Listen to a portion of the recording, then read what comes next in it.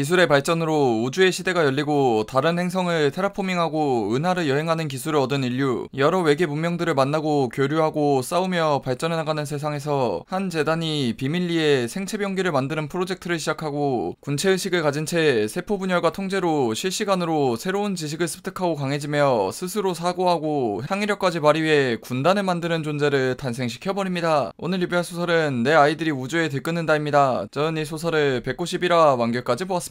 인간이 빙의하거나 환생하는 게 아닌 순수한 인해종이 주인공으로 나오는 소설, 우주를 여행하고 은하단위 세상에서 전개되는 스페이스 오페라 장르에서 진행되는 작품인데, 도입부에서 주인공이 인간들이 관리하는 재단의 실험체이지만 얼마 지나지 않아 하나의 종족을 관리하고 강해지는 종족 운영물로 진행됩니다. 일단 이런 군체 의식류의 인해물이 주인공으로 나오는 소설은 우리나라 민속놀이인 스타크래프트의 저그에서 여러가지 설정을 따오는 게 일반적인데, 자잘한 병사들, 유닛들이 모두 새롭고 특이한 요소들을 가지고 있죠. 작가님이 설정의 중심인 게 따로 설정집을 만들어 놓고 작품 내에 등장하는 유닛의 사파까지 하나하나 넣어 놓으셨습니다. 이 소설만의 독창적이고 탄탄한 설정들, 분명한 장점이지만 사실 이게 진입장벽이 되기도 해서 가벼운 마음으로 소설을 보기보단 깊이 있게 세계관과 설정들을 외우면서 즐기시고 싶으신 분들께 어울리는 소설이고, 세계관 이야기를 더하면 스페이스 오페라 장르에서 인간과 주인공의 종족 말고도 수많은 다른 외계 종족들이 등장하는데, 이것도 굉장히 개성있고 창의력 넘치게 설정들을 짜놓으셨습니다. 보통 이런 류의 스페이스 오페라 웹소설들은 기존에 유행했던 창작물들, 대표적으로 스타크래프트의 3종족인 저그 테란 프로토스나 인간 vs 괴수인 나이트론 같은 곳에서 여러 설정들을 따오는 경우가 많은데, 이 소설은 그런 것 없이 작가님만의 유니크한 종족들을 탄생시켰죠. 스토리 내에서도 세계관 설명해 드리는 분량이 꽤 많고 자세하게 설명을 해줘서 이런 설정들을 읽고 외우면서 보는 걸 즐기시는 분들이 봐야 하며, 스토리적인 내용을 좀 말하면 초반에 지나서 본격적인 메인 스토리에 진입하면 우주적 규모에서 대부분의 스토리가 진행되는데, 주인공의 종족은 군체의식이지만 모든 생물이 자아가 없는 건 아니고 짐승 수준의 일개 병종을 제외하고 지휘계층이라 볼 수 있는 우두머리들은 각자의 개성과 성격, 특징을 가지고 있는 캐릭터들입니다. 물론 주인공에게 충성하는 건 일관되지만 개체마다 성격이 모두 다르고 생각하는 방식도 달라서 소설에서 꽤나 비중이 꽤 나오죠. 이렇다 보니 전체적인 스토리에서 주인공의 비중은 일반적인 소설들에 비하면 매우 낮은 편입니다. 사실 주인공이 아무리 강해도 인간형 개체고 군체의식 특성상 지도자가 엄청 중요한 역할을 하니 수백, 수천 대의 함대전이 벌어지는 와중에 일개 개인의 비중은 낮을 수밖에 없죠. 그리고 주인공이 순수 인해종이지만 스토리 전개가 마냥 전쟁, 포식, 전쟁 이런 식으로 전개되지 않고 의외로 외교 파트의 비중이 높습니다. 주인공은 인간이 아니지만 그렇다고 파괴와 포식을 추구하는 존재도 아니라서 오히려 간악한 인간들보다 훨씬 평화를 추구하는 존재이며, 메인 스토리가 단순하게 주인공이 전쟁에서 이기고 강해져서 또 전쟁에서 이기고 이런 스토리가 아닙니다. 사실 뭐만 말하면 스포라 자세히 말할 수는 없지만 메인 스토리가 굉장히 탄탄한 소설이죠. 떡밥도 엄청 많고 회수도 잘하며 초반부에 드는 의문점, 개연성이 부족해 보이는 요소들, 이런 것도 나중에 다 큰 그림으로 해소하는 소설이라 소설을 볼 때 개연성을 신경쓰고 꼼꼼하게 읽으시는 분들께 좋은 소설인데, 제 생각에 이 소설의 가장 큰 진입장벽이자 호불호 요소는 SF, 스페이스 오페라라는 장르입니다. SF 자체가 워낙에 비주류 장르이기도 하고 요즘에는 사이버펑크가 유행을 좀 타면서 비슷한 부류인 아케인 펑크나 스팀펑크류의 소설이 꽤 나왔지만, 여전히 스페이스 오페라는 국산 웹소설계에서 매우 비주류죠. 근데 이 소설은 그런 장르이면서 동시에 개성있고 독창적인 세계관을 가졌고 설정 하나하나를 탄탄하게 해놓았다 보니 이게 전부 평소 스페이스 오페라라는 장르를 안 보시던 분들에게는 진입장벽이 되는 겁니다. 그리고 메인 스토리 역시 우주적 관점에서 종족 간의 이야기로 전개되다 보니 주인공 위주의 스토리 전개를 원하시는 분들에게는 또 맞지 않죠. 전쟁씬 역시 지상전이 없는 건 아니지만 결국 함대전이 메인이라 평소에 이 장르를 안 보시던 분들은 낯설게 느껴질 테고요. 소설을 보면서 탄탄한 세계관과 스토리를 보고 개인적으로 명작이라 칭해도 전혀 아쉽지 않은 소설이라 생각이 드는데, 과연 이걸 재미있게 보실 분들이 얼마나 될지는 잘 모르겠네요. 그래도 평소에 스페이스 오페라라는 장르에 관심이 있고 우주에서 벌어지는 함대전, 종족전쟁에 관심이 있다면 꼭 한번 봐볼 만한 소설이었습니다. 다만 개인적으로 좀 아쉬웠던 건 이 소설이 전작들과 세계관이 연동되는 소설이고 전작의 주인공이 이번 소설에서 어느 정도 비중을 가지고 있어서 전작을 본 사람과 안 본 사람의 차이가 좀 있습니다. 물론 전작을 안 봐도 설명이 충분해서 보는데 지장은 전혀 없지만 개인적으로 세계관 연동을 안 좋아하는 사람 입장에선 좀 아쉽더군요. 그리고 메인 스토리에서 작가님이 이런저런 반전과 예상 못한 스토리를 쓰기 위해 노력한 소설이라 무난하게 전개되는 소설을 생각하면 맞지 않기도 합니다. 제가 보기에는 내 아이들이 우주에 들끓는다의 평점은 세이건 4점, 스토리 전개 3.5점, 주인공의 지능 3.5점, 악당, 조연들의 지능 4점, 스토리의 깊이 매우 무거움입니다. 리뷰 총평은 스페이스 오페라물, 이내물, 독창적인 세계관을 가진 소설을 좋아하면 꼭 한번 봐올 만한 소설입니다. 이래저래 정말 잘 쓴 소설이지만 장르의 한계와 진입장벽은 어쩔 수 없다는 생각이 드는 소설이었습니다.